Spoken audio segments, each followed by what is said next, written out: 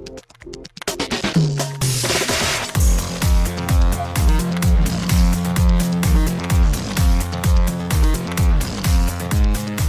and welcome to Too Fast, Too Forever. There's all kinds of family. We chose this one. This episode 228, Lock, Stock, and Two Smoking Barrels from 1998. I'm Joey Lewandowski. I'm Joe too, and this episode's brought to you by Barrel Brothers Brewing Company. They firmly believe if you aren't having fun at work or life in general, you should probably be doing something else. Shout out to the Barrel Brothers. Shout out to the Barrel Brothers, and welcome to Too Fast, Too Forever. After the break, we'll be talking about Lane Middleton's patron pick, Lock, Stock, and Two Smoking Barrels. But before we get there, Joe, extracurricular activities, what have you been up to since we last spoke? I don't know, I haven't been up to super much. We have just been finishing up Kim's Convenience, which is actually really awesome. It's like super wholesome. I know that that's probably not on like, you know, your giant list of TV I've heard, actually I have a question for you because I've heard really good things about that. Which do you, again, keeping in mind, I'm not going to get to anytime soon. Yeah.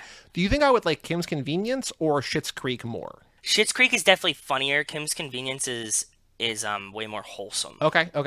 Like, if you want something that you're just like, oh, you feel warm inside watching it, and it's like a sitcom, but, like, the stakes are very, very low, it's perfect for that. Gotcha. Okay, fair enough. Yeah, so it's not, like, anything crazy. I don't think that, like, I laugh hysterically at it, but at the same time, like, I have fun watching it, and we blew through it, right? It's very gentle on your brain. So, that was fun. We finished Love is Blind, caught up on The After Party, but mostly just relaxing for the past couple days, just like taking it easy. Oh, I do have something cool to tell you that I didn't tell you. Okay. So my dad was all excited, and he recently went and bought that. Oh, let me take a look. Whoa, okay. Yeah, he got a 53 Chevy Bel Air. Looks very Two-Lane Blacktop-y, doesn't it? So he got that, and he's really excited about it. He like has found these like old paper pennies. He's an old guy that doesn't have a cell phone, right? We've talked about this. Yeah. So he found like old paper penny savers near where he has his camp. It's a bunch of old guys that don't know how to post on the internet. So they are constantly like posting cars and stuff, and he just calls and like harasses these old guys that are like 80 about their cars, and then he goes and, you know, buys them for cash and stuff. But this is what he's been doing. He's been like chasing all of these cars all around that are near where he is. Yeah, he went and found that. It looks pretty good, right? Like, it's pretty clean for being, 80 years old? Yeah, did you tell him to make it 3 yards, motherfucker, and we'll have an automobile race? No, I did not. But, so he's been really amped on that, and that's what pretty much all I've been up to. I'm sharing a vicarious story through him that is semi-appropriate. Yeah, for sure. But any Oscar Best Picture updates or no? Because we're in the month of. I know, we're in the month of. I was waiting for Coda to come back in theaters. No, but we said, like, you know, a lot of these are available digitally.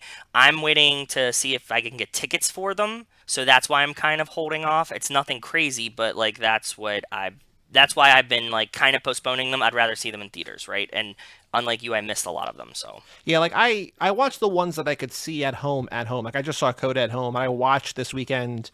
I completed the checklist. I watched Don't Look Up because I'm just like, I'm not going to go, like, if I can see it in theaters, I will. But if I can see it at home, legally, conveniently, free, I'm not going to go push it or whatever. So I get it. But yeah. So you've seen 3 of the 10 or 4? Oh, no, I'm June, at, let me Nightmare see my Alley, Belfast. Yeah, so I'm Licorice at 4 Pizza. I'm at 4 of the 10, and then, you know, some other, like, you know, random side ones. You know, animated, whatever. But yeah, so I'm at 4 of the 10 so far. But yeah, we're getting into the month now, so it'll almost be time. Cool. Yeah, I watched Don't Look Up on Saturday, so that was my last one. So now there's a couple more that I want to see, like actor ones, which I think is probably like what you're talking about. Like I want to see Parallel Mothers, and I want to see Tick Tick Boom and Being the Ricardos and The Eyes of Tammy Faye. I think those are the 4 that I have left that are like sort of heavy, at least the best actor, best actress, and supporting. Yeah. Like those are the ones that I think I'll pretty much have like all the big ones covered. And then also Flea. What's also cool about it is that like a lot of these movies, like Drive My Car just hit HBO Max today. Oh yeah, that's right. You told me that. Yeah, there's a couple that are like, okay, this is cool. Like there's I like that the Oscars are later and things are getting to video shorter because, like, I mean, I've seen all these now, but for people, either people like you who wait to see or just people who like don't go to the movies, you can you can see it before it comes out. Like, it actually kind of means more, right? So it's cool. It was rough there for a couple years before pandemic. I mean, not that pandemic wasn't rough, but it was rough there for a couple years before pandemic because what was happening is like a lot of these movies would have left theaters but only been on screeners but not digital yet, but then you'd have to wait until like pretty much the week of for them to like come back in a small theater. So Right. yes, I do much prefer this way. It's awesome. Yeah. It's better for everyone, I think. Yeah, for sure. Also on Saturday, I had some friends over, including friend of the show, Melissa Lynham. She came over to meet the Cool. kittens. That was fun. How'd the kittens do? I know you said Kittens they are did well good. last time with people. Kittens are Okay. very good. Kittens are very sweet. They are loving people. They are loving Good. attention. That's awesome. All good things. Awesome. Did you know that the Foo Fighters made a horror movie and it's in theaters? I might have seen. Is it kind of spoofy, No. like parody? No. It's weird. So it's I think I saw them running press for it on like the morning news one day. So it sounds vaguely familiar. I can't confirm. Like I don't remember it. I couldn't have told you that. But I think I saw them on there and they were like something something something and we have a horror movie coming out. And it sounds familiar. But go ahead. yeah, like they're making a new album and they move into this house where a murder took place and things go weird. And like the comedy is terrible, like really, really So bad. it's supposed to be parody. Okay. Not really, because like it's also it's trying to be a legitimate horror movie. It's a comedy if you love the Foo Fighters, because it's like, oh, look at these Okay. bandmates interacting or whatever. But like even a bit like I like the Foo Fighters, I don't love but like even if it was like Radiohead, I'd be like, this, what are we doing? Why? But it's also like 100 times more violent than I expected it to be. Like in the first Okay. minute, there's like two like gruesome things. I was like, oh, okay. I did not like it. It's not a great movie. I did get Did you to see it in theaters? I Yeah. saw it in theaters. It was a private screening experience, not because I paid for it, but because of lack of interest. I was the only person in the theater on Monday night at 7:45, so I've seen a bunch of movies alone in the theaters, just sort of accidentally. I kind of like that. Like whenever we see some of these Oscar movies and like the times we see them and stuff, like we usually see them like, early evening. Most of the time we're alone in the theater and I fucking love it. It's like just you have your own private theater. I have a tag on Letterboxd called Alone in the Theater. I've seen at least 6 movies in theaters alone. So, I mean, I've That seen you've hundreds of tracked. movies, but like, yes. Yeah, for sure. And yes. also that you've tracked, like Correct. since you've had Letterboxd, since you remember things like that. Yeah. Yep. Continue on the Nightmare on Elm Street movies. Still loving that. Watch The Last Boy Scout, which is a Shane Black movie from '91, which is a very Shane Black movie. Like it feels like the most Shane Black movie. It's about Oh. like a football scandal and legalized sports betting scandal sort of thing. So I think that might be up your alley. It's also very violent and Ooh. very Shane Black. So it's not streaming anywhere. I bought it on Blu-ray in a 2-pack for $10. So, but it's Bruce Willis and Damon Wayans. So pretty good, pretty solid. That's a good cast, yeah. Yeah. Cool. And then I started rewatching the Wachowskis because I'm just like going through the director. So I watched Bound, which was their first movie before they did The Matrix. Because I think they wanted to do The Matrix. They're like, well, let's before you do this crazy high concept thing, like let's see you can actually make a movie. So it's like a little crime thriller, which is good. So I like that. I've seen that before. I've seen all their stuff before, but watch that again. There was one, video games, because Duke was talking to me about it. So I bought Elden Ring, which I was teasing last time. Oh yeah, Matt's It's super into it. Yeah. So hard. I have so many friends. Like I have friends who are like 40, 50 hours into it. I'm just like, yeah, I've spent like 8 hours, which for me is a lot. It's very hard. I don't really know what I'm doing. I'm learning as I go. I beat my first 2 bosses last night. Not like, so there's bosses all over the place. There's food all over the place. Food all over the place, bosses all over the place, everything. Okay. The Nice. first main boss that you have to like to progress the story, I haven't tried in a couple days, but he is brutally difficult. So I found other bosses that I could beat, but basically just like mill around. It's kind of like it's like an open world RPG, kind of like Skyrim, sort of. I don't know. I'm trying to equate it to anything that you would have. This is kind of what like Matt was saying. It's like like you wander. Like if you can't beat what you're trying to fight, go beat some other lower things. Then that's what, I don't know. They've been talking about it. Yeah, in no, our because fantasy hockey apparently, chat. because this is from Software. They've made like 6 or 7 games, maybe more, but they did like all 3 Dark Souls and Demon Souls and Sekiro and Bloodborne, and like Yeah. apparently all of those were more linear. They're like, you have to beat this boss. If you can't beat the boss, you have to keep trying until you beat the boss. And this one's just like, you can't beat the boss, like go do other stuff and come back later. You have to go in a certain order, but Yes. you don't have to slam your head against a wall for hours and hours and hours. Like you can go like get better equipment and level up and whatever and then come back. So I think compared to some of my friends, Duke is not very far in the game, but he's farther than I am. So he's been, encouraging me from afar. But that's cool. it's great, but it's also it's so tough. So yeah, That's what everybody's been saying. Yeah, they've been saying it's like super hard. Actually, Matt said it was like the easiest. Right. Yes. Like the most accessible of the Dark Souls games. And I'm like, that sounds like nothing up my alley. You know what I mean? Like the last video games Rachel and I played have been those co-op like 2-button stupid games, right? Like that, and that's very enjoyable for me. I don't have the patience for long, strenuous video games anymore. Yeah, this is whoo boy, but having fun, enjoying it. So, it's out there. It's like everybody. It seems like everybody who wants to play it is playing it. Like everybody who plays video games basically is talking about it. So yep, exactly.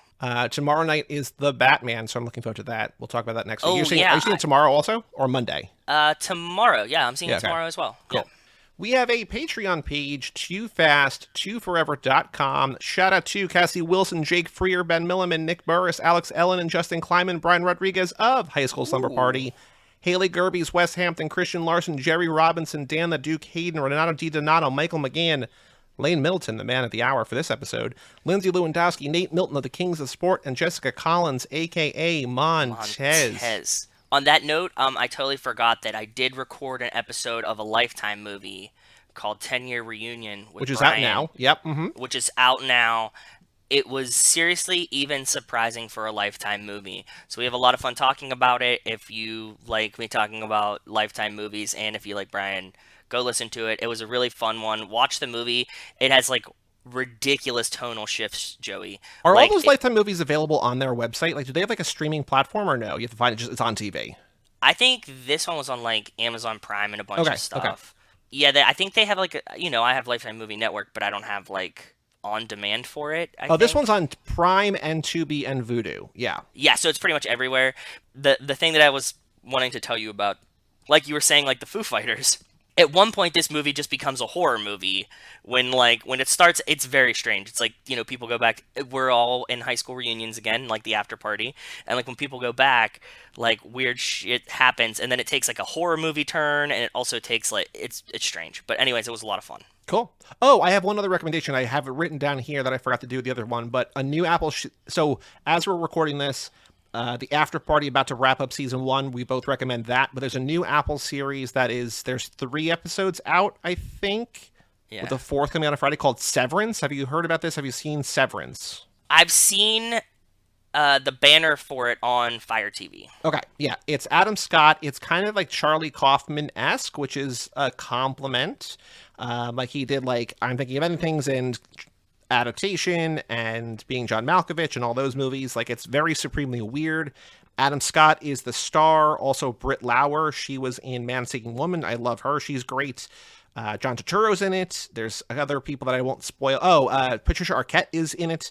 It's a good cast. It's really good. It's really well made. It's really creepy. It's it's set in an office building, and I thought based on like the limited ads and stuff that I'd seen that it was about like after death, but like in the first scene they're like that's not what this is. So like it's a different thing. It's a different thing because like it feels like it looks like and it seems like this is what this is. It's not that. So I really recommend. It's kind of a thriller, just kind of like a weird. It's very very good, like really really good. And that's one that Bob and I are watching because like we basically watch.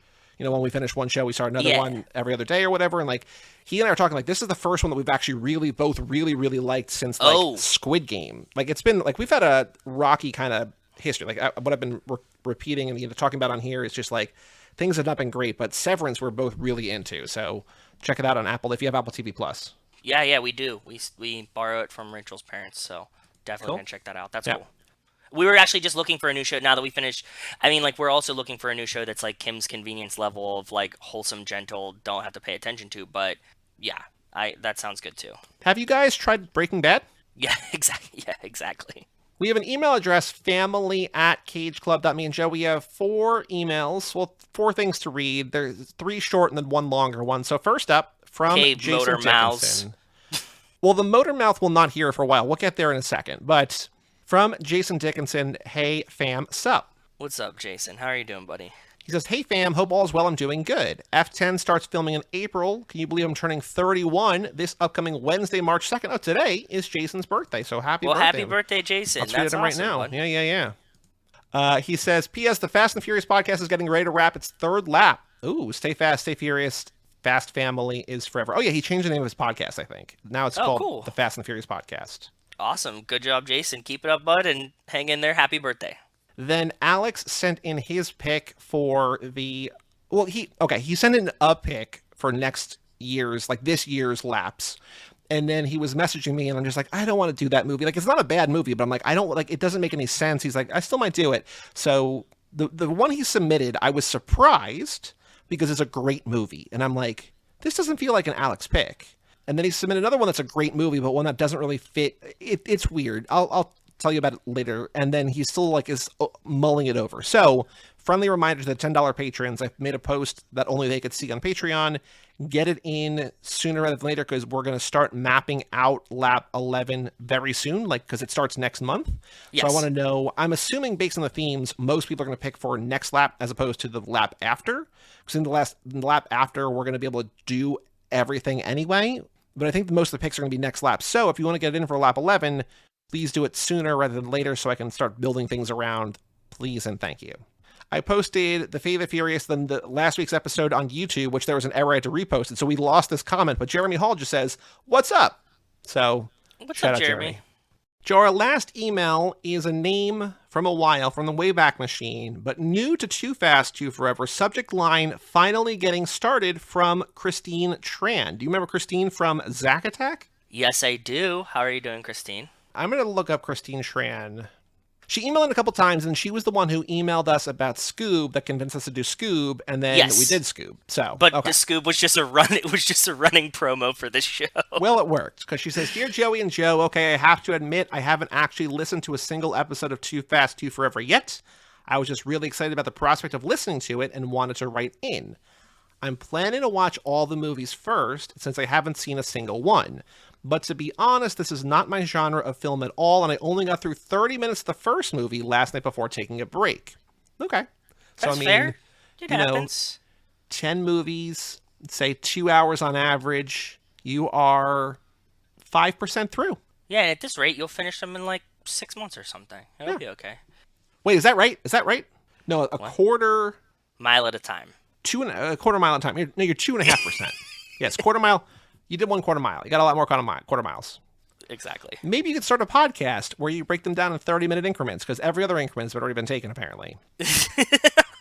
My favorite part so far was when they introduced the character named Johnny Tran, like her last name, and then immediately cut away to a very Korean man. One day, Hollywood will stop treating all Asian ethnicities like they're interchangeable, but that day is not today, and it certainly wasn't back in 2001. It absolutely was not. Because remember, we're like, what nationality is Johnny Tran? We're like, is he Korean? Is he... And we're like, oh, because Rick Yoon is Korean. Tran is Vietnamese? Yeah. We had a whole conversation, I think, in one of the minutes about like, oh, we all like assumed that he was a different nationality because like the movie's like, you don't need to worry about it. He's just a dude. He's an Asian dude. You got it. We're fine. We're good. Yeah, which is what happens. Yes. Yeah. So she said. So she's right. Yeah, the day is not today, and it certainly wasn't back in 2001. Well, there's other issues too. Stay tuned. Keep watching. 227 episodes is quite a backlog, but I'm sure I'll get caught up eventually. See you in the future, your longtime fan, Christine Tran. Well, it's always great to hear from you, lady, and I appreciate it. I know you'll never get here, or it'll take you years to get here, but it's always good to hear from other fans. So. Yeah. She says, and by a long time, I mean really long that I think about it. I was on spring break in high school when I discovered you guys, and now I'm doing interviews for grad school. That's crazy. You've been with us for a long time. That's very long. And congrats on grad school. There you go. That's all the emails for today. family@cageclub.me if you want to email in, and we will read it on the next episode, which will be, spoiler alert, F9. Nope, Hobbs and Shaw. That's how it goes. Hobbs and Shaw. Yes, exactly. Joe, on the streets, news about the Fast and the Furious. Anything you have seen in the last week? We got the news from Jason about F10 starting in April. The Rock has been, like, openly Twitter flirting with Pat McAfee, so my worlds are going to collide again. Cool. I'm really, really excited. Very cool.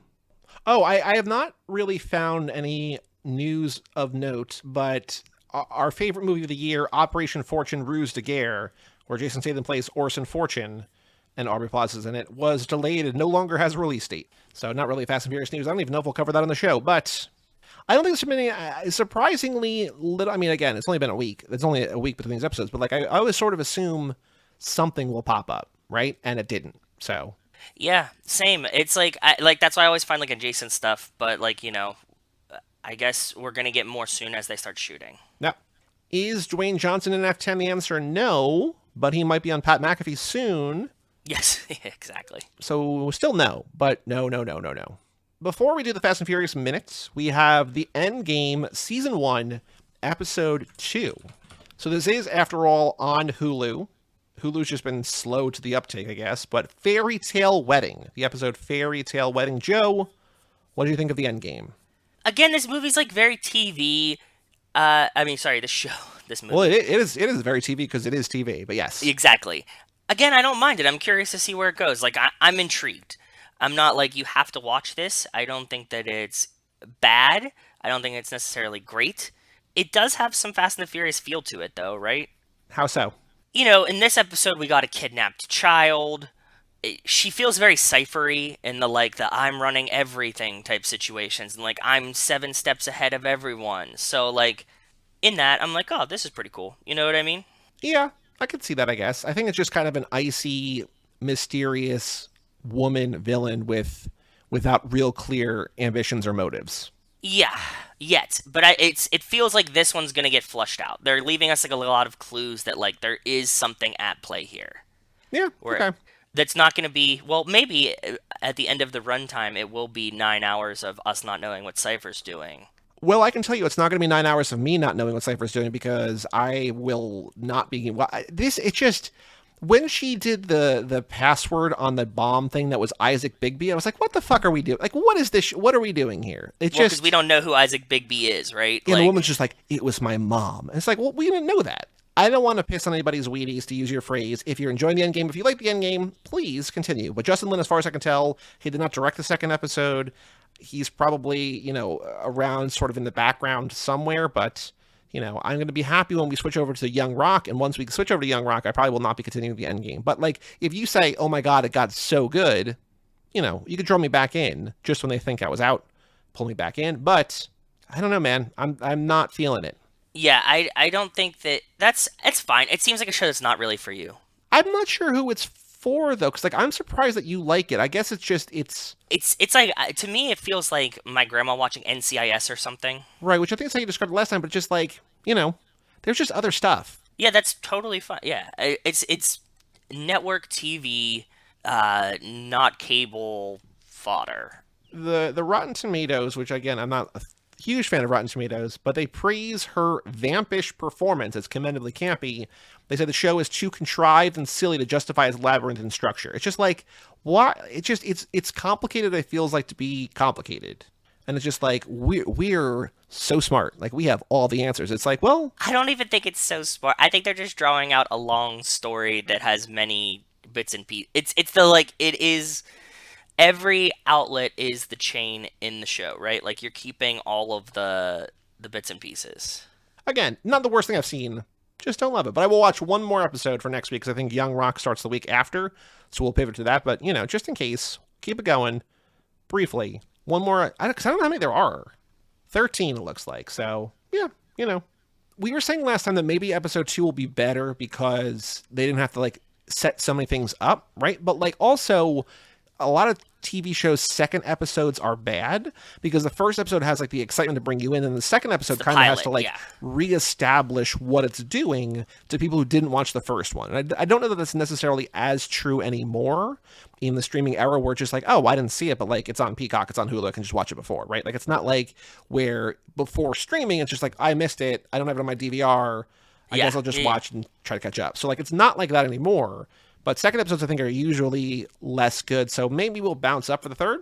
If you want to keep watching, if you want to keep chiming in with your Endgame updates, Joe's Review Corner here on Too Fast to Forever. I think I'm going to keep watching it until I get to a point where I'm like, I'm not going to watch it, but I'm not there yet. Like, it's fine.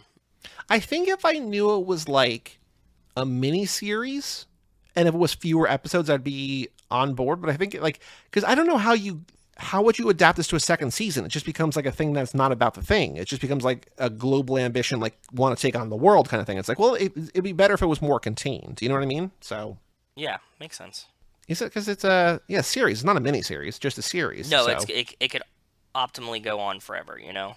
Yeah, but I just don't know how, because it feels like it's like she's getting revenge on these people or whatever. But all right, the final thing to do before we take a break and talk about Lockstock is the Too Fast, Too Furious minute 51. Roman runs these streets. Oh no. American muscle. Your engine ain't as big as your mouth.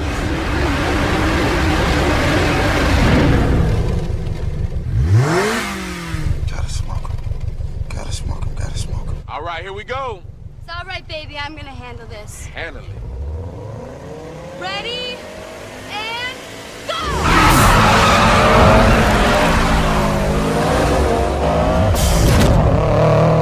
You ain't ready. I run these streets.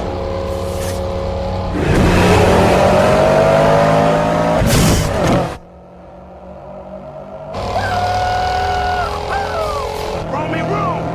You ain't heard of me.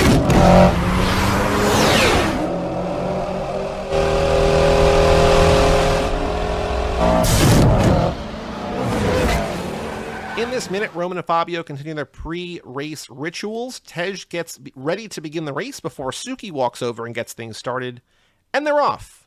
Roman and Fabio tear down the street with Fabio taking an early lead. Fabio begins to turn around the barrels at the end of the track as the minute ends. I was bracing for another minute of no racing, but we only got 30 seconds of no racing. Halfway through, we're off. And we're already down to the barrels. We're a quarter of the way through the race. Yes, we are. How long do you think? Do you think it's a quarter mile to the barrels, like in the logistics of this world? I think that they think it's a quarter mile, yes. Because we get some aerial shots. My favorite part of this minute is that aerial shot where, like, instead of having the revving engines, it's like almost entirely silent, and it's just Fabio in front of Roman. I'm like, that's a cool angle. It's a Blurred. cool silent. It's It everything feels about that fast. works. Yeah, it does. Yeah, I really like that too. That's a really cool shot. I wish I could have read the signs on the side. I tried to do that. You couldn't because it was blurred to show speed, but I'm not disappointed in it. I was watching for that because I don't take the notes on that, but I was wondering, I'm like, I wonder if he'll be able to see. I'm like, I can't see. Maybe you'll have better luck, but it feels like they go several blocks down, right? Kind of? Yeah, we kind of walked it when we did Google Maps. I don't know where they stop, but yes, they do go some blocks down. Yeah. The sketchiest part of this minute, I feel like, is just an opportunity for Ludacris to put his hands on Devin Aoki's body, where, like, she walks over, she's like, I'm going to get things started, and he's just like, handle it. And then he just puts his hands on her hips and then just, like, keeps them there. I'm just like, well... Yeah, he's kind of like old school grinding with her, kind of. Yeah. Because I wish, and we talked about this in past minutes, I wish Suki had more to do. Like, Suki's just there. Remember, like, when they were out front of Tej's garage, she's just there because she's in a bathing suit. Like, she doesn't have any lines. She's just there because she's hot, right? It's just like, you know, she starts the race here, but, like, let her go out. Don't let Tej go out. Or, you know what I mean? Just, like, I don't know. Well, she gives herself something to do. She gets to send the race off. I know, but it Which also is feels like so she just... useless. Yeah. It's so useless. That's what I was making a joke about. Were you surprised, like I was, that Fabio woohoos while racing? He doesn't feel like the woohoo kind of guy. Yeah, that's weird. The dialogue in this part of, like, just like them talking to themselves in the car is weird. But yeah, the woohoo was very Wario, I guess, right? Sure. Like, yes, definitely surprising for me. I had, like, you know, I'm looking kind of for things that could possibly be the question. And, like, Roman sitting there being like, what does he say? Smoke him. You gotta smoke him. Gotta Gotta smoke him. And you're like, okay, bud. Like, so, yeah, I was just, like, laughing about those. I think all the car talk dialogue. But, I mean, like, what are you supposed to fill that with, right? Like, is good dialogue, like, because you're not talking to anyone. It's not pushing the story. They're just getting ready for the race. I wonder how much of this was improv. Yeah, just say something to yourself that, like, however your character would psych themselves up before. Because, like, Roman, like, we talked about last minute was the first time he challenged his manhood. He kind of feels a little shaken. Like, he's not as confident as he is for most of the movies. I think he's feeling the pressure of the moment. I think he hears the engine next to him, and he's still like, he's still Roman, he's still got the bravado, but like he's a little worried, and I feel like that's an interesting choice by Tyrese. But he has to get himself ready. So like it does feel real, right? Like I talk all kinds of weird shit to myself, like when I'm trying to get myself ready, and I don't think anybody else is watching, so it doesn't feel that out of place. No, I like it. I'm not saying it's out of place. I like it. I'm talking myself through it because when I first heard it, I was like, oh, this is kind of tacky and corny. But now that I think about it, I'm like, yeah, I probably said something weirder than that anyways, so. We get some new clothing angles in this. Still no music. We've been like 5 or 6 minutes without music, but we got the new clothing. We got, I think for the first time, we see Roman wearing the Allen Iverson, presumably the Answer sweatband on his right wrist. Did you catch what was on his other arm? Because it was like, it's something else. And I saw it in the last minute, and I forgot to ask you about it. No, I gotta look again. He has Answer on one arm, and he has something else on the other one. It's not as, like, the Answer one is, like, not gaudy, because gaudy is, like, blingy, like, jewelry, but, like, it's big. Like, it's oversized, right? So this, whatever's on his left wrist is not oversized. Let me take a look. Because he's also got, like, a glove on, like, a driver's glove on his right hand. No, I don't think he has anything on his left wrist. I thought that he had, like, a matching one, but it doesn't say the Answer. It says something different. No, because his left wrist is bare. Oh, yeah, you're right. Maybe I was just reading the Answer backwards, but like I thought about it last last couple minutes. Because he's got a driver's glove, like it's just, it's like in like a video, like a sports game, like a create a character. It's like you can do the same thing on both sides. You can just do one side, and he's like, I'm gonna load everything up on my right side and have nothing on my left. Because he's got the driver's glove on his right hand, he's got his Answer thing on the right wrist, and then this is just like a bare, like literally it's just a bare, like no jewelry, no bracelets. Yeah, if you're right-handed though, that's fine. I actually prefer everything on my left hand because I am right-handed. I don't want everything on my right hand. You found... Oh, God damn it. No, it's the same thing. It's the same thing. It's the exact same thing. I was just confirming because I got better shots of the sign from last time that, yes, this is what the sign on the side of the building says. But behind Tej, we finally get a shot of that when he's holding, groping Suki. That's parking for Jones's Boatyard only. Then it's Jones's Dry Dock Services, the phone number for it, and it has the address, the plate number, like the street number, house number. Yep. And it's 3399, which we confirmed earlier. Remember, we were like, we reverse searched the phone number, found Jones's Dry Dock. The numbers match up. I looked it up. Yes, we were correct, 100%. It's still in the same place, and that's where it is on Google Maps as well. Because that's also, I was worried, as I was I wonder if you're able to see anything on the side. I'm also, looking for phone numbers, and I didn't see them. I'm like, okay, good. But I missed this one, so glad that we confirmed, which is very nice. The question, I don't know if you read the question. I have one. So we also took the quiz since last time. You outclassed me. You got 41 of 53. I got 32. Some of these are so hard. It's insanely hard. It's definitely harder than the last one, for sure.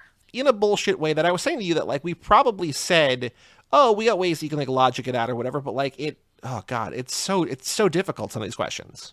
Yeah, pretty painful. It is. I had a rough time on a bunch of them. There were some that I was like, why the fuck did we ever pick that question? But at the same time, much like everything else, we just it was meant to be hard, right? It's this isn't a quiz that you should get 100 on. Yeah. Well, I also told you that I got 9 of the first 11 wrong. And then I did and then I basically, because I think it's older, right? I haven't really thought about it since then, but also some of the questions early on are just very, very hard. And then as we've gotten closer to what we've talked about in the minutes that we've covered, the minutes we've done or whatever, and maybe we just got easier questions, but I did pretty well. I mean, I still got a bunch wrong on the back half, but I remember starting the quiz and just being like, oh my God, what the fuck were we doing? I agree. I had the same exact feelings as you did. So with that in mind, the question I thought of, I'm I don't want, I just wrote JK, is what color shoes does Fabio wear? There's no way there's 1/2 second shot of him with his yellow shoes. I had also, I'm glad we took the quiz because it definitely gave me some perspective because I would have said, what number does Suki have on her shirt? And we have 20 number questions that are all 1 through 10 as the answers. Is it 8? It's 8. Okay. It's 8 she's wearing on her shirt, but I was like, oh no, we can't do that. Yeah, it's tough. So I had 2 options. I actually had 3 options that I was thinking of while we did this. I have one question. I think it's too easy, but what are your options? Okay, do you want to do yours first and then hear mine? Sure, mine was who officially starts the down and back race? We just have Suki and Tej, and the answer is Suki. Because, like, Tej, we talked about Tej is the one who, like, gets out there or whatever, but, like... Suki does the fingers up, fingers down type Correct. situation. Okay, I had a few. One, it was about Roman saying, gotta smoke him, gotta smoke him, gotta smoke him. Because he says it a bunch of times. Mm-hmm.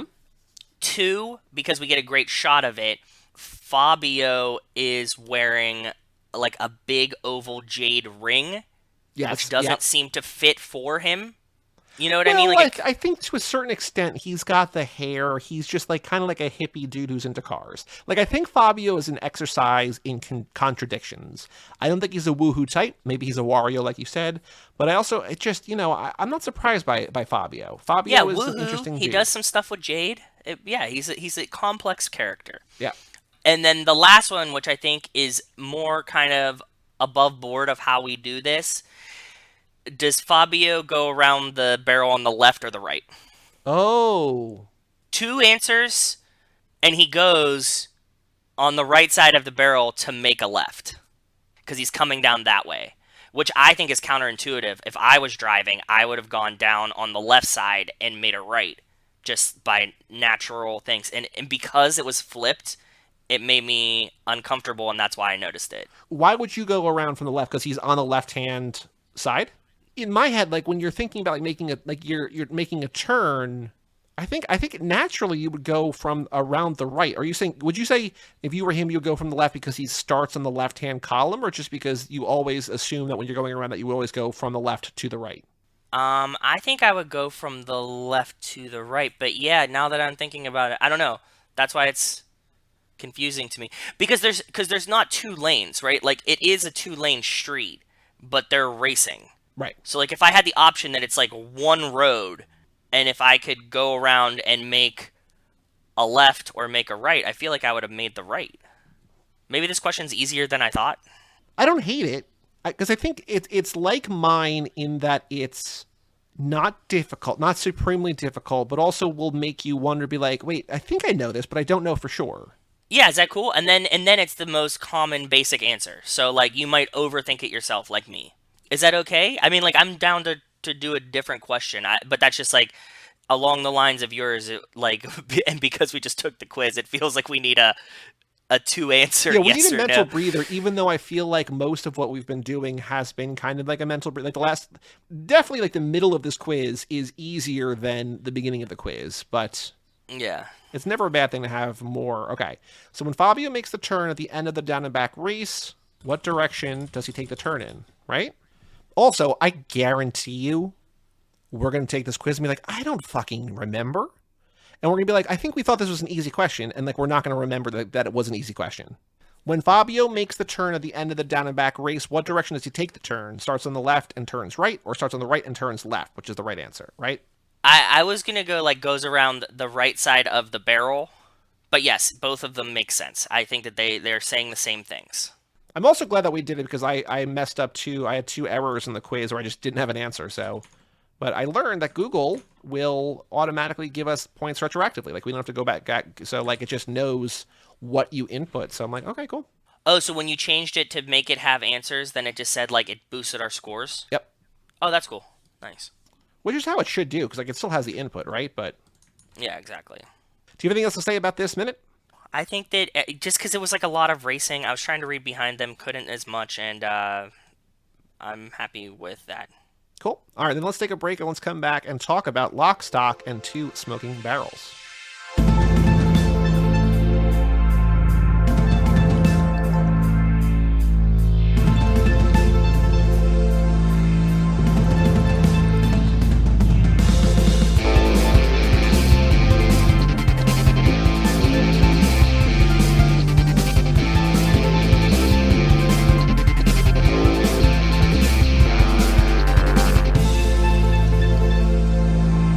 Welcome back to Too Fast, Too Forever.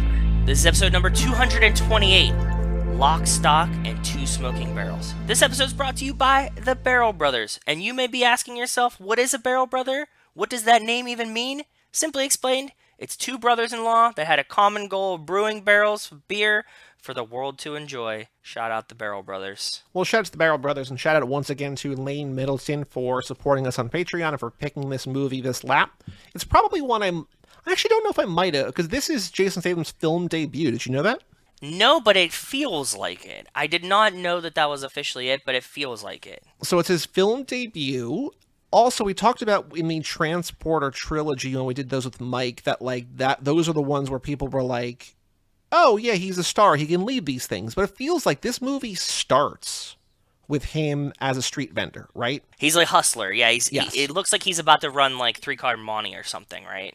Yes, but he's just selling stolen goods, right? Is it stolen goods or fake?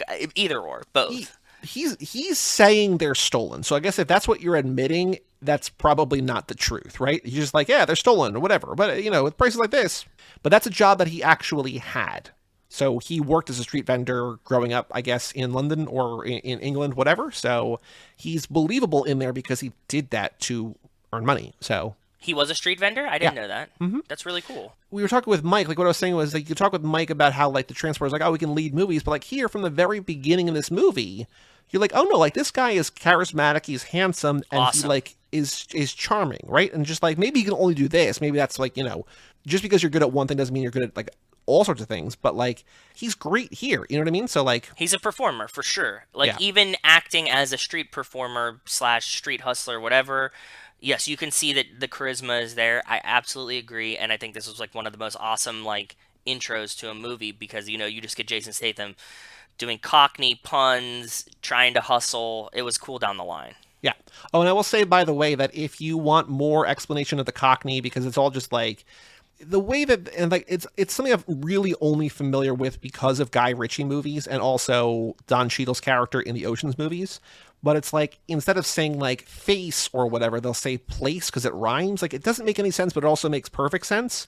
Yeah. So there's a lot of explanations of that on IMDb if you want to know what they're saying in Cockney. At one point, they subtitle, which I think is very, very funny, that these guys telling a story and they're subtitling it because it's like this makes no sense to somebody who's just listening who doesn't understand the lingo. So Oh, that's funny. I watched it with subtitles because I wanted just clarity throughout oh the no, whole I thing. do. I might be admitting that I'm a dumb person, not really, but when I watch British stuff, I do watch with subtitles. I'm just like, yes, but for that scene, the subtitles went to the top for me, and the actual subtitles were below. So it's like he's Okay, speaking nice. English, but they're subtitling in like American English. Statham is not only starting the movie off, but he's starting it off with like two kind of lengthy monologues. I don't remember the monologues beyond him kind of talking around what he was doing with the hustling. Yeah, but like it's a lot of dialogue. I mean, I'm sure he can Okay. kind of like he can freewheel it however he wants, but it just feels like he's got a lot. He's saying a lot. It's not just that he's doing a thing, but he's like there's a lot going on here. Which was a little disappointing because like I assumed starting off like this that he was going to be like the main character, but it's like a really spread out cast. Right, and I think that's what I was saying to you this morning when we were talking about the movie. I think this movie is hard to talk about, and I'll explain why, but I think part of it is because there's like a million people doing a million things that all kind of intersect, but also like kind of don't have to in a way. I remember when we were talking about this and when you brought it up, you said this kind of is like the precursor to Snatch, right? Yeah. And that's very fair, and you can see that it's like kind of a rough around the edges almost Snatch, like it's like he's working to get there for sure. So this is Guy Ritchie's first film, and he would Makes go on to sense. do Snatch. He did Rock and Rolla. He did The Gentleman. He did a whole bunch of movies. Yeah. It's also produced by Matthew Vaughn, who would go on to make Kingsman and Kick-Ass, and so like they're a really powerhouse behind the scenes duo, whatever. But what also sort of like disheartened me a little bit about this is that like it's so weird is not the right word, but it's very 90s indie in like it doesn't want to cater to the audience. Like we're going to throw 3 groups of 4 or 5 dudes at you in the first 5 or 10 minutes. And like they're all got kind of different goals they're going to intersect, but like we don't really care if you can follow or not. Like we're just Yeah. going to like do our thing. And I appreciate that because it's just like you can follow along, and even if you don't really follow, you know what's going on, but it's like it doesn't hold your hand. And then to see like the movies that he makes now, it's just like it's not bad, but it's like, it's a watered down version of this, I think. Yeah, he's young and aspiring and wants to make something like big or memorable, you know what I mean? Something that he finds interesting. So I get the aspirations, it's like a newbie's, not in a bad way, but like a newbie's take on things, right? Like Yep. maybe you try to overextend yourself a little much. You're trying to pay homage to a little bit too many things, and like you see when like an artist or producer, director, writer, whatever, starts, maybe sometimes they start a little big and then they start to like narrow their focus down as they get older and make other stuff. So yeah, it was definitely cool to see for sure. And I think it's kind of thing sort of similar in a different way, but like the way that when Tarantino breaks in with Reservoir Dogs, it's like, I don't know what's going on here, but I know that this guy knows what he's doing. He has an idea. You Yeah. can see the idea that he has. Yeah, and I don't exactly follow everything that's going on, but I understand it's a heist with dumb criminals, and we're going to go from there. So, of the 44 speaking parts in the film, 17 were played by people who had never acted before. So it's not just Statham; like it's a lot of the cast, almost half the cast is brand new to acting, which kind of gives. Who are some of the people? Was it some of the people I know, like Sphinx and like the guy that was, I don't know, like the head of the other crew, I guess? Like there seemed like people that I recognized, but were all of them, like, is this their first movie too? Did Guy Ritchie just find kind of all of them? I don't know. Like the only person, so like there's a couple people in here that I know, one of which I would not have recognized had Mike not brought him up on the Transporter ones. But remember from Transporter 2, there was that guy that Statham had, like, he was just like mucking around with, like he in like the middle of that movie, he spends like 15 or 20 minutes with the dude. That's one of the guys in this. That's the guy Jason Fleming. So like he's a guy that would have been like, I've never seen him in a movie before, but like, let me see who it is. You said Jason Fleming? Flemyng. Okay, yeah. He was in Transporter 2. He was one of the bad guys. He's the one that Statham injects with the saline. He's just like, I infected you with the virus. He's like, what? Mike was saying like they might have just been buddies from this because they acted in this, a few years before.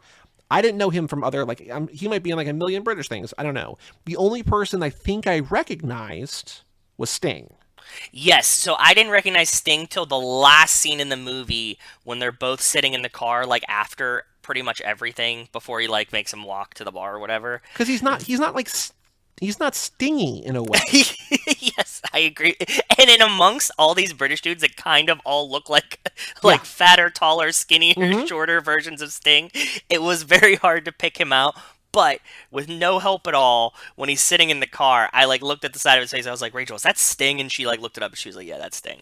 Because I was half expecting to say, who was the guy who looked like Sting? And I was going to be like, my dear boy, that's Sting himself. But like, no. You watch like Dune from '84, and like he's got like spiky orange hair, and he's wearing like a thong the entire movie, and just like, or codpiece is just like, oh, that's Sting. Yeah, I get it. But like this is like, he's just like an older, like, fuck, I'm too tired for this shit. Like just like he's just an old dude who owns a bar, and it's like it just happens. And to a grumpy be Sting. dad. Yeah. Yeah, like and a dad of a son that's kind of fucking up, like all of these things down the line. So yeah. So I think he was the only one. I'm going to look at the cast again now. I don't know that I recognized anyone else from this movie. I don't know who was new. They might have all been new. You know what I mean? I don't know. But yeah, that's fair. I'm actually going to look up the top 5 guys. So Jason Fleming had acted before. He'd been in a bunch of stuff before. He was in Spice Worlds before this. So Spice Up Your Life. Dexter Fletcher, who plays Soap. He was been in a bunch of stuff before. Rachel said she recognized him from Band of Brothers, not Breaking. You put Breaking Bad in my head, but Band of Brothers. Nick Moran had been in stuff before. Nick Moran also in the Harry Potter movies. He plays Scabior. I don't know who that is. I don't know who that is either. So Vinnie Jones is a guy who's been in a ton of stuff. Vinnie Jones is the guy who plays Big Chris in this. He's the guy who like looks like you've seen him from other things. He was in She's the Chan that we covered. He was in Gone in 60 Seconds. He was in Swordfish. He was in X-Men 3. He's been in a bunch, but this was his first movie. So like he's another one. Is it Sphinx? Yeah. It's Sphinx from Gone in 60 Seconds. That's what I'm talking about. Yep. Yeah, that's what I said. Yeah. So yeah, he was new. So like it feels like the people that like he not only found people who like acted well, but like Statham and Vinnie Jones both had good track records, right? So cool. It's really funny I love when a director does something like this, like like everybody that was in Kids became like an actor, right? Like, and everybody that's in this like became an actor. It's crazy. Did they? Did the kids in Kids become actors? Yeah, you had Chloe Sevigny and Rosario Dawson. Oh well, no, the girls did, but the dudes I think like got addicted. Like most of the dudes I think did not go on, but the 2 girls, or maybe some. Yeah, of the like guys the one kid. But I'm saying like to get a start in one movie and then you produce two actors that have careers is crazy. Yeah. Right? Like, there's some people like Sean Baker who did Red Rocket. Like, there's people who are just like, or the guy who made Mud are just like literally taking people just like, you have a look, I want you in the movie. I don't know if that's what's happening here, if it's just like, hey, you got a funny way about you, like I want you in my movie, but it's probably like, hey, you got a funny way about you, I want you in my movie, and also you want to be an actor. I think there's a little bit of column A, a little bit of column B, but for sure, it's nice to see success when there's like nothing there or whatever, right? Like it just comes from nothing, success out of nothing. So I agree with that. I like that a lot. Vinnie Jones, the Sphinx from Gone in 60 Seconds, had just been released from police custody for beating up his neighbor. So like either the day before or the day that they started filming that his first scene, he had come from prison because he was arrested for like, assault and battery or whatever. And Jason Fleming, the guy from Transporter 2, joked that he was the poshest person on set because everyone else had criminal records. So it just feels like, I'm sure Jason Statham was like arrested for like, selling stolen Drunk goods or in whatever. public, Right? Yep. whatever. Yeah. So the film was having trouble being distributed in America because I guess, it's like a bunch of people that nobody knows. Okay. And, it's not an expensive movie. It's just like, we got to take a chance. Like, it's a good movie, but like, you got to find a distributor or whatever. That's always the hardest part for indie films. I think one of the producers called one of her acquaintances, a guy by the name of Tom Cruise, who attended a screening, loved the film. And so Matthew Vaughn, who produced this, but also would go on to make Kick-Ass and whatever, said, quote, "It was hysterical. You had all these mid-level executives sitting there and Cruise walked in. He saw them all sit up and pay attention, all getting on their phones, and suddenly all these senior executives joined the screening. At the end, Tom got up in front of everyone and said, 'This is the best movie I've seen in years. You guys would be fools not to buy it.'" That's pretty badass. Thanks, Tom Cruise, for making this movie a possibility and probably starting Guy Ritchie's whole career, right? Probably, yeah. Because if you think about it, like, when your job is to figure out if a movie is good, if a movie's going to make you money, right? Like, you have, like, stacks of screenplays. Like, you have people, like, vet the things. It's like, I'm going to go watch the new thing from, like, if Tom Cruise is directing a thing, like, we'll say whatever. Like, there's, like, when there's clout behind it. But this is just, like, I don't know. I've heard good things. I'm not going to waste my time. We're going to send the junior guy. And then the junior guy's like, "Hey, boss, Tom Cruise is here. You might want to get here." He's like, "I'm on my way," right? So if Tom Cruise gives it a thumbs up, then fuck yeah, right? Yeah, exactly. The only other trivia I have is that the scene where Nick the Greek, who is the gun guy, breaks the glass in the coffee table, it was not in the script. It was an accident that happened during filming. Remember, he like puts the glass down, the whole like middle of the table shatters. Yes. It was an accident that happened during filming, and Guy Ritchie decided to use it in the final cut, which I'm like, oh, that's pretty cool. Like, that's, interesting. But I remembered back when we covered our favorite film, Ragazzi, A Guide to Recognizing Your Saints, there was a scene where Channing Tatum threw a table. Channing Tatum. We can call him Channing Tatum. Channing Tatum threw a table through a glass door, and everybody was just like, what the fuck? There's like that fight scene or whatever, and that was not intended. That was not in the script, but they kept that. So I feel just like... Yeah, he said he was all amped about it. I think I remember this now. He was just like amped, like in the moment, and just threw the table. Yeah. It's funny to me that like in two of these movies that we've covered for different shows, it's just like things weren't supposed to break. Things broke. We kept them in the movie. Yeah, but it's fucking awesome. Yeah. Like, it's a very memorable part of the movie, so... Yeah. This is just for humor, right? I mean, this movie is a comedy, really, right? But like, yeah. The Channing one was just because it's like, oh my god, like, can you imagine? But this is just like, yeah, it's kind of a goofy thing because he's like getting in trouble or whatever, and then he puts the glass down and like the glass breaks. So, yeah. All right, so let's talk about the movie. Let's talk about Lock, Stock. What did you think of it? Because we had both seen it, but not in forever. No, I think I've seen the beginning and probably fallen asleep. Remember, I thought that like I probably watched it stoned like in high school. Yeah. So, like, I didn't remember a lot of it, and as I'm watching it, I'm just seeing, like, bits and pieces, actors and things that I like.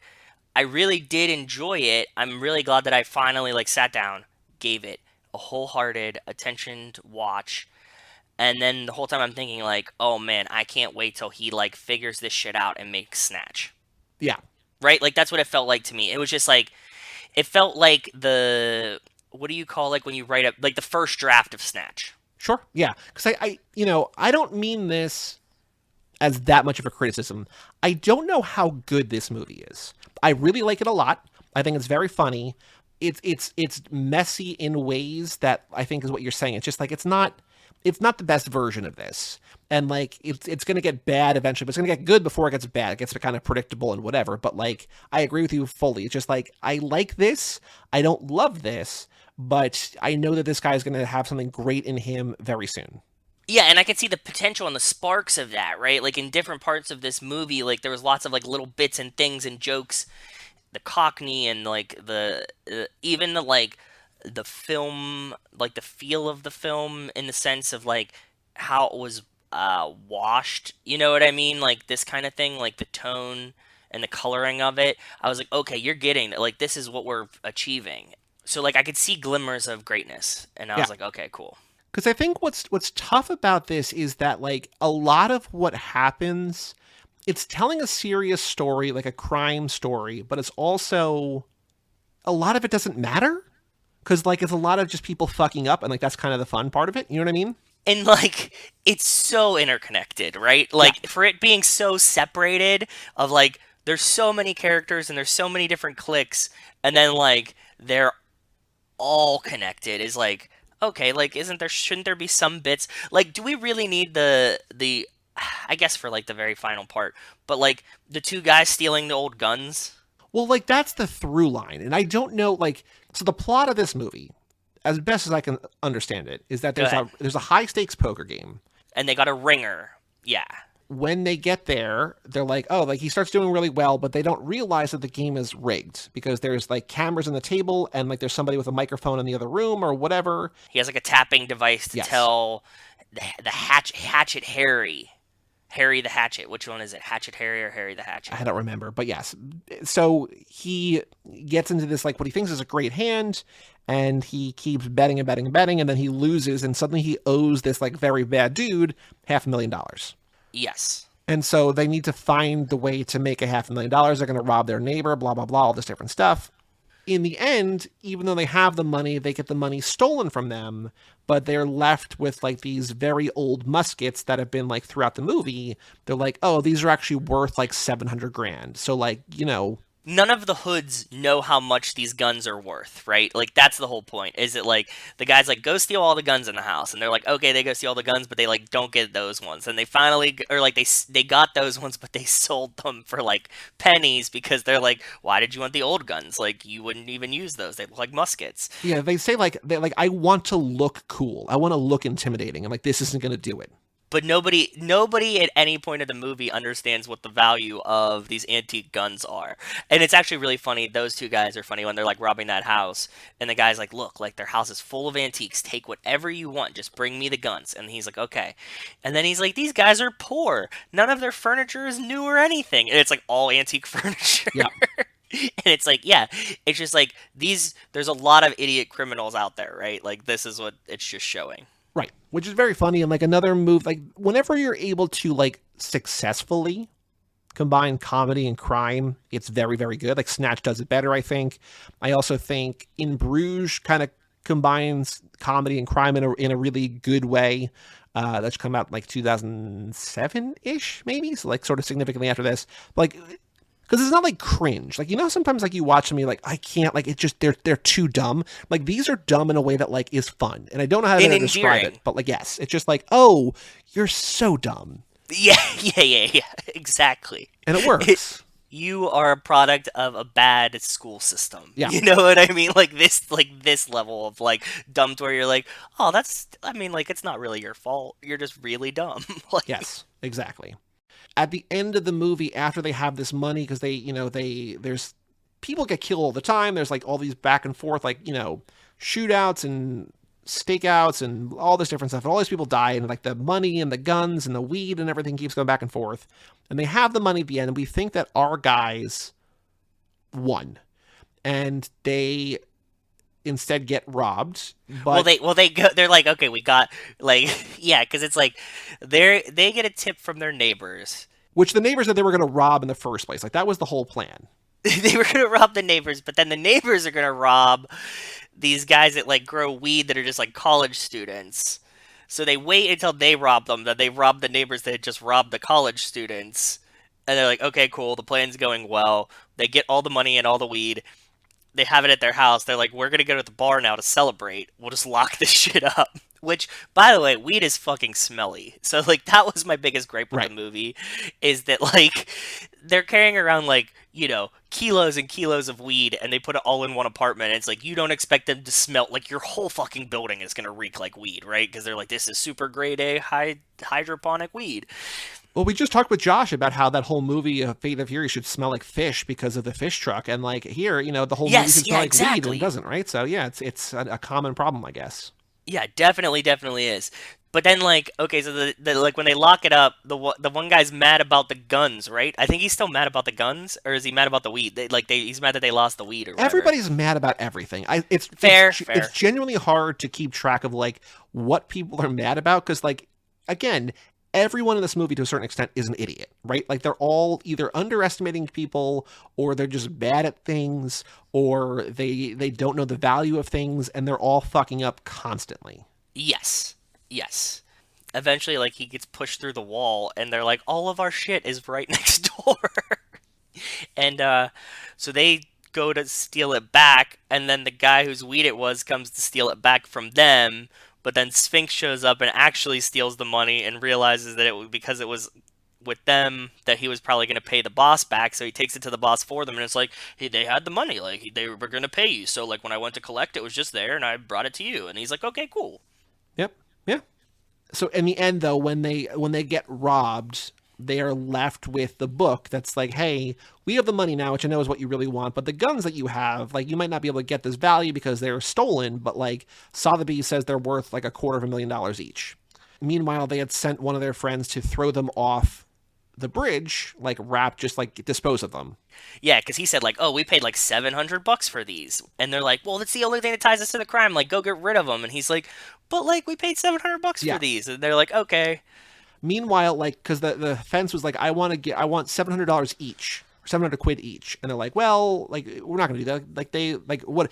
I think the line is like, what, $1 for every year they've been around or whatever. Yes, yeah, exactly. And so they get it down, they negotiate it down, but again, they're worth together like 500,000 or 600,000 quid that nobody knows because again, they're just like, you know, morons, young dumb people who like just want flashy guns and want to like look the part as opposed to like these like, you know, old-timey, like, 1700s muskets or shotguns or whatever with, like, these, like, 3-foot-long barrels. Yeah. Statham plays a character named Bacon, which, like, there's other people, like, I don't know that we got, unless I missed it, but they're like, his name is Soap because he likes to keep his hands clean. But, like, I was waiting for, like, his name is Bacon because he hates the cops or whatever. But, like, did we get one of those or did I miss that? I don't think so, but when they say his name is Bacon, the guy who's Soap also has, like, a restaurant and there's a pig head there, so I don't know what it is, so... I think that was also like what you were saying before, that you were expecting him to be the star of this, because it feels like we see, like, you know, we start the movie with him and like his name's Bacon, and like they have the freeze frame of the early on where like, you know, they're getting caught and like he throws the suitcase or whatever, the briefcase. Then we get the Soap, but I was waiting for like and his name is Bacon or whatever, and like it feels like it's like, oh no, this is Soap's story to a certain extent, even though it's not. It's like this is more Soap's story than Bacon's story. It very, very much so is, because he's the one who... Well, no, Soap isn't the one that gets in trouble with the card game. Is he or isn't he? No, he's not. It's the other guy. So they just come to get a piece of the money from Soap. Soap just has a restaurant and is just like a normal guy that happens to be friends with them. Right, okay. No, it's the other kid. JD's kid of JD's bar. That's the... Sting's kid. Sting's kid. He's, like, I would argue the main character of Eddie, this. I think, right? Nick Moran, Eddie. Makes sense. Because there's Tom, who is Jason Fleming, who we know it's not him, because that's the guy from Transporter. There's Soap, and then there's Bacon. And so the other one, the fourth one, is Eddie. So it's Eddie. So, oh yeah, while Eddie plays cards, that's my next note, should have just looked at my notes. While Eddie plays cards, the rest go next door to this pub. And this is probably the biggest fast connection, even though it's not really a fast connection. But do you know what I'm talking about, the fast connection in this movie? The Samoan Joes? Yes. Just because it's Samoan? No wonder Deckard hates Hobbs.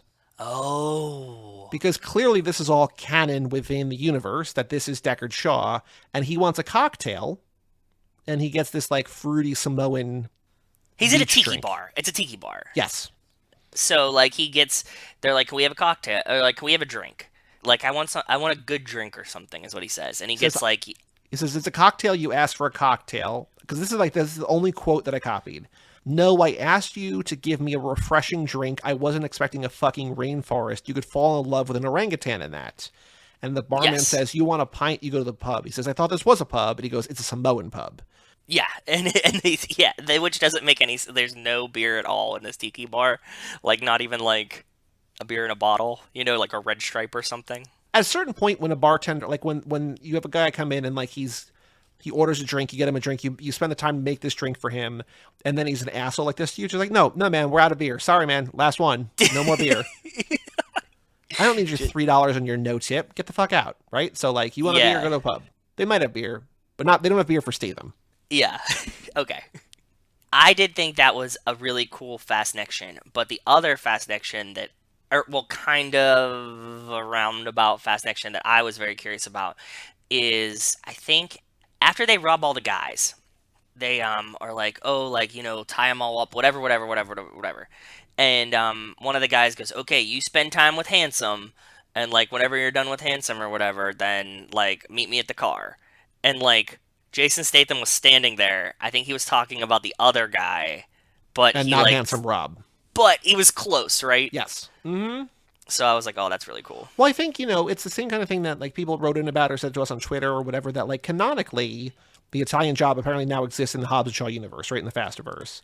Yeah. And we were like, it's very easy for the Transporter to do as well. And it feels like Lock, Stock also, like none of these things, even though it would be like a very full life, right? Like none of these things are like nullifying. Like, it's not like one of these movies that he does is like, oh no, this is his entire career. Like they could all, like it could all be true. Like this is all just what Statham did. So Yeah, at no point because it could have been like, he started out as a criminal or even came back from the secret agency, the Air Navy Force. SEALs. Oh yeah, yes. The Navy SEALs or whatever, the British Royal Guard or whatever, and he came back from that and then like became a criminal or had like met up with his old friends or did that first and did this. Yeah, I think it all was just like, different parts of Handsome Rob's life. Yep, for sure. Does Statham do a backflip in this movie? At what point? I didn't know, not that I remember. Toward the end, it's like there's like a montage kind of that happens here, and like it's chaos. And like I saw a guy do. When they're at the bar and like lighting farts on fire. I think so. Oh, there's also Okay. like the greatest. I'm sure you saw, which is going to be the art for this episode. Hold on. What? In that bar scene, he's got a cigar in his mouth. He's got a card to his head, and he's got lit up paper on fire in both ears. Yeah, yes, because he got real stoned off the super weed. I thought that it reminded me of those things. I've never done it, but do you ever hear of ear candles? Yes, that are supposed to like clear out your ear canals or whatever. Yeah, I'm very skeptical of them. I've never tried one before. I think that like you do something very similar with ear candles. But yeah, this was a really fun. That's awesome. Excellent choice. Yes, I definitely remember this. So somewhere around there, a dude does a backflip in a bar, and I think it's Statham, but also all these British dudes, to a certain extent, look the same. It's like either they're like they've got a good head of hair, or they're kind of bald, and like Yeah, one of the they all bald look like Sting. guys. They all look like Sting to me. Yes, it's like either Sting when he was earlier or Sting when he's older, right? So yeah, I don't know, but I think there's a chance Statham does a backflip in this movie, and if so, he does a good backflip. Yeah, I don't remember the backflip part because I was so confused about all the fire and the sleeping on the piano and shit like that. So Yeah. What else about this movie? Any other moments, any other things? Because I think, again, like we've said before, it's hard to talk about comedies because it's just like, oh, I like that joke, or whatever. But like this blends the genres well enough that I think it works. It's not just all joke. Like I think it also works as a pretty good heist sort of crime, like blue collar crime movie. I think it works well. I think it's definitely a heist movie. I would categorize this as a heist movie. It has funny parts and it definitely is comedic. But I think this is first and foremost a heist movie. Is Statham in Snatch? Oh God, I don't think he... Oh no, he is. He plays Turkish. That's right. He's fifth That's billed. right. He plays Turkish. That's right. And he plays like a money collector, right? Like that's his whole... I think he so. plays I the haven't seen Sphinx Snatch role. in forever either. Yeah. This movie is not streaming for free anywhere. This is the first time I think since we did, what was that De Niro movie that we did for the classic classic car movie lab? Ronin. This is the first time since Ronin that I watched a DVD. Like I own this movie on DVD. I thought I had bought the Blu-ray, but I have it on DVD. So I I watched saw it your there. tweet picture. It was awesome. Yeah, where it's like, hey, do you want to watch this in widescreen or full screen? So yeah, widescreen, please. But Snatch is on Netflix. So if you want to watch Snatch, that's on Netflix. Again, Joan, I think is kind of like the better, or at least the more polished version of Snatch, right? Or Yes. of this movie. Yes. There's a couple other things in this movie that I did like. I liked seeing the guy from Boondock Saints, which I'm sure he's from a lot, and Snatch in this. Sure. Like, he comes in, like, right at the end. He's, like, the bar owner's, like, JD, the bar owner's friend, I guess. When Sphinx takes all the money to, like, take care of him and his kid and become a loan shark, essentially, he drives off in a Shelby Cobra. Okay. And I was like, oh, this is really cool. And then it made me think, like, oh, maybe this is, like, Sphinx's origin story of Gone in 60 Seconds, right? Because Eleanor was a cobra? It was. Yeah, okay. See, I'm learning car things very slowly and without any kind of confidence, but I know some car things. Yeah, you're getting there, bud. I'm getting You there. are. Also, if you have not seen Snatch, stars Benicio del Toro, so it feels like it's kind of like, oh, we can afford a bigger star, and also Brad Pitt is in there as a character who, like, you literally cannot understand. Like, if you think the Cockney is a lot, like, this is just like, I don't know what you're saying, but it's very funny. So I'm almost surprised now, thinking in retrospect, that like the Brad Pitt role was not like Tom Cruise, given how much he loved Lock, Stock. Because like you need a handsome, ripped dude, right? Yeah. Maybe Brad Pitt was, like, more, like, young and upcoming kind of vibes. This is after Snatch is years after Fight Club. Snatch Is it? or Is not it? years after, but it's after Fight Club. It's the Oh, year I after thought Fight Club. Snatch came before Fight Club. So this movie, Lock, Stock is 98, Fight Club's 99, Snatch is 2000. Interesting. So it's pretty quickly after this, but it's also like Brad Pitt has been, before this, Brad Pitt had done, going immediately preceding this, Fight Club, Meet Joe Black, he was the star of, he was in The Devil's Own, he was in Sleepers, 12 Monkeys, Seven, Interview with the Vampire, A Scene in True Romance. So like he's been around for like a decade, and he's been like starring and stuff for like 5 years by this point. Yeah. So I don't know what was Tom Cruise doing? Also the connection there in Interview with the Vampire, Cruise in that. Because I know 99 was his two big art house movies. Vanilla Sky. Yeah, I don't know. Maybe Mission Impossible 2? I don't know. He could have done that, but whatever. Yeah. Snatch He's is just good, though. busy. Watch that, and watch this movie, too. I think so. Any other notes about Lock, Stock, or do you want to watch a trailer? I would like to watch the trailer. I'm going to pull it up. I have to find the... I am glad that Lane picked this one because, like, it's a movie... There are a lot of movies that I've seen once 15 years ago that, like, I count as having seen, but, like, I couldn't tell you, like, a single thing about Lock, Stock, right? Like, I couldn't tell you that Sting was in it. Yeah. So I'm glad that I had a reason to rewatch it, because, like, I have so many movies that I want to see that, like, a movie that I basically haven't seen that I wouldn't go back to. I'm like, oh, I've seen Lock, Stock or whatever, but, like, it's a good way, it's a good time to, every 15 years, watch a movie. Just one movie, One but movie. every 15 years. Yeah. I'm ready to watch the trailer whenever you are. Okay, so this was posted, this trailer, Lock, Stock, and Two Smoking Barrels, official trailer number 1, Jason Fleming movie, 1998 HD, posted by our friends Movie Clips Classic Trailers, a little over a decade ago, January 10th, 2012, 145,000 views. Joe, let me know when you're ready to watch. I'm ready whenever you are, brother. All right, 3, 2, 1, play.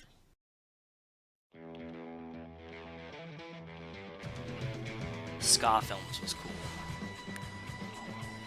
The film that conquered Britain. I also do like that they have the cage in their, like, crime lair that they just don't use properly.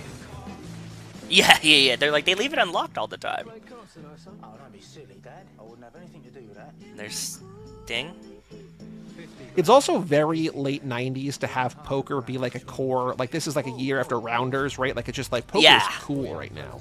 Yes, exactly. I mean, poker's always been cool, but like poker was like especially cool from like 98 to 03. Yes. Yeah, the Rounders really set it off, right? I think so. When was Rounders? Rounders might have been 99, my guess. 98, same year as this. Like, this movie is not about poker. Rounders is about poker. But, like, Yes. poker is the inciting incident here, right? So, If the milk turns out to be sour, I ain't the kind of pussycat to drink it. Was he in other things, by the way? the one black guy in the movie? Oh, no, he has his whole gang. I gotta look him up. This spring, Go, timer! 4 friends The odds are 100 to 1. have 3 days If you bend the truth, I'll kill you. and 2 guns. If you I like when he stepped through the table, too. That's a really badass move. Greatness. the shot of him stepping into the table. It's weird because, like, I think, like, the way that he plays it and his, like, over-the-top afro, like, make him seem like he's a joke, but, like, he's one of the more badass characters in the movie. Oh, yeah. I love that line, too. Will everybody please stop getting shot? Yes, yes. When the two, like, when the lackey and the other guy, like, come in together and they're like, what the fuck? Like, what are you doing here? That's really awesome, too. So he's played by Vass Blackwood, Rory Breaker. He's most known for this, the movie Creep, but not the Creep with Mark Duplass, a movie called Mean Machine and Rolling with the Nines. So he's just like a British actor. Yeah, no, I don't know that I know him. He seems like he... No, I've only seen him in this movie. Yeah, he was really awesome. He kind of... Yeah, he was giving me big Eddie Griffin vibes as I was watching this. But, like, obviously I knew it wasn't him. It just, like, had a very similar vibe to it. And I was like, did I think that this guy is in other movies and thought that maybe that was Eddie Griffin? Like, you know what I mean? Like, they just, like, felt very similar in character and style. At least to me, there's the British thing. Like, I have the hair blindness, but I also have, like, British blindness where I'm just like, oh, I've either seen this guy in a million things or nothing, and I can't tell which. Yeah, exactly. Yeah. And now, like... watching, like, shitty old comedies, or, like, sitcoms, I mean, like Seinfeld and stuff, and, like, between, like, that and SVU, I've seen everyone and everything, right? Like, I'm like, oh my god, like, they look so familiar, and I can't tell. And Lifetime movies, like, Brian and I were just talking about this, like, and then the Lifetime movies get, like, the B-list version of all of those, so... Am I actually imagining anyone, or what's going on? You know, these. Yeah, any show with 200 episodes is just like, we just need bodies at a certain point, and, like, they're either going to hit or they're not going to hit, but, like, we just need to fill shoes and, like, whatever, right? So... Yeah. Oh, one other line that I really like from this movie is guns for show, knives for a pro, which I thought was pretty cool. Yeah, very, very cool. So the Letterboxd game. So for reference sake, Mad Max Fury Road, one of the most popular films on Letterboxd. There's a new book out about Mad Max Fury Road, like Blood and Chrome or something, where, like, they talk about how miserable it was on set, like, which I knew was tough, but, like, it's apparently really tough on set, and, like, Tom Hardy a big asshole. Oh, really? Yeah. I want to read this book, but I've not read it yet. Just came out, like, 2 weeks ago, maybe? Seen by 1,026,000 people, Lock, Stock, and Two Smoking Barrels, 1998, directed by Guy Ritchie, starring Jason Fleming, Dexter Fletcher, Nick Moran, and Jason Statham, has been seen by how many people? Has been seen by how many people? It's got to be a ton. 300,000. You are too high. Oh, really? Mm-hmm. 175? You're very, very, very close. 168. 168,900. So, remember we were talking about with the Transporter episode with Mike, like, sequels that have had more people watch it. Snatch, it's not like it's Lock, Stock 2 or Lock, Stock and 2 More Smoking Barrels. It's sort of like a spiritual sequel, but that's been seen by 320,000. So you're much closer to the Snatch number. Lock, Stock, yeah, underseen kind of at like almost 170. So, average rating of 3.8, most common a 4, then a 3.5, then a 4.5. Then a 3, then a 5. Pascast of the show, Aaron Newirth gave it 5 stars. Pascast of the show, Austin Will Southern gave it 3.5. Bunch of people. Wes has seen it. He didn't give it a rating. How many people, though, out of those 169, 170, whatever, have it in their top 4? I think, I don't know. I'm trying to think of how many people have, like, Snatch and this versus how many people have just Snatch.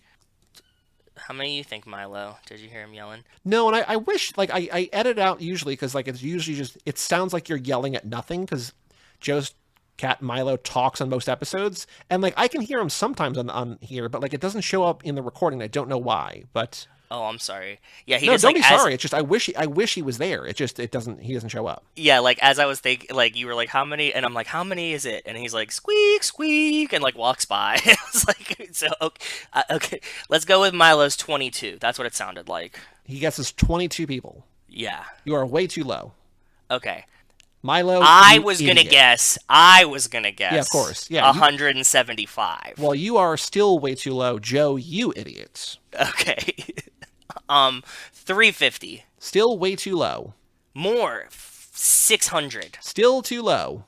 1,000 people. 1,000 people have this in their top 4 favorite movies of all time. That's a ton. That's way more than I expected. I actually want to see Snatch. I don't know how many Snatch had.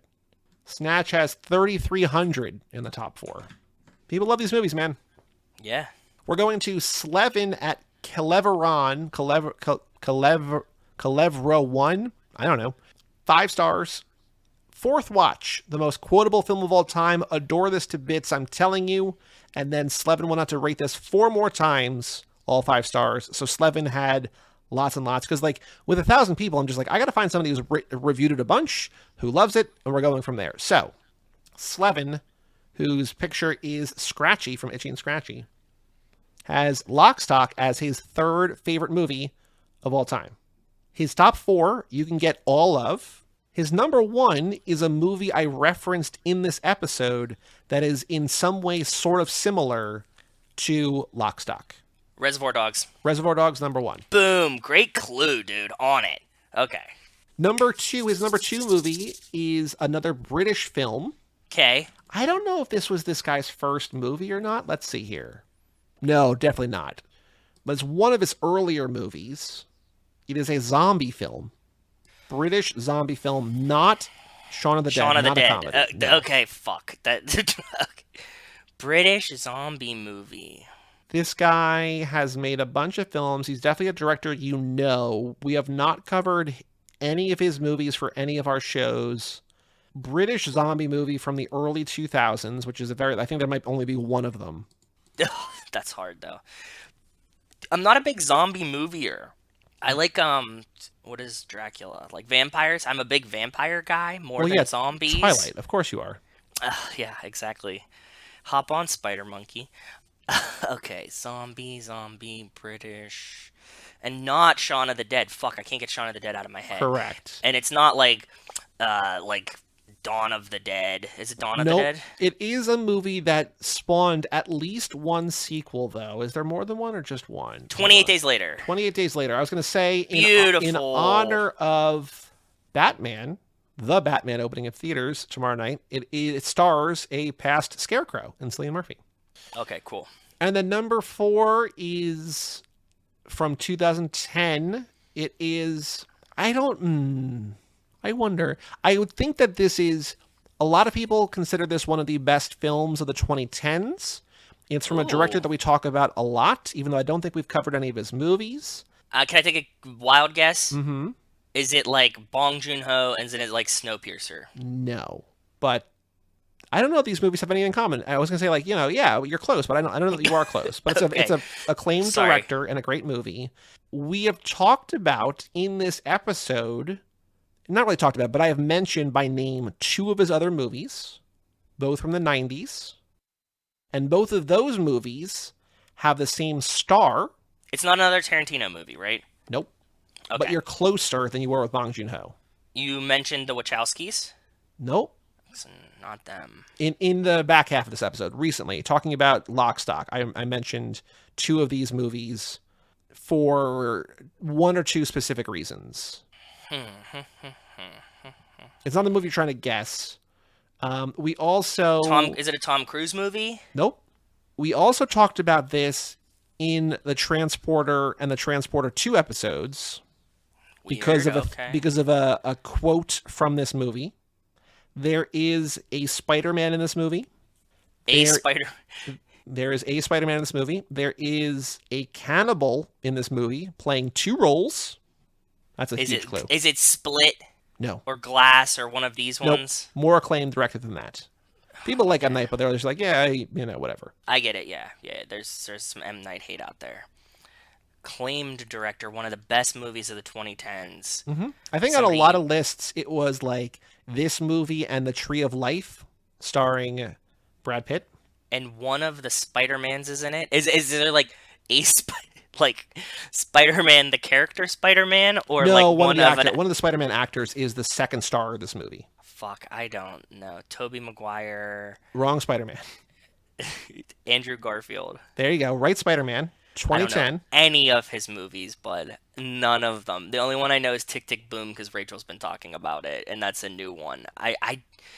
Before I watched Spider-Man, Andrew Garfield didn't exist to me, and I watched Spider-Man, like the Amazing Spider-Mans, this year. What movie does a cannibal play twins in? A cannibal plays I don't know. I've never seen it. A real-life cannibal. A real-life cannibal? Mm-hmm. Like Hannibal Lecter? Like what?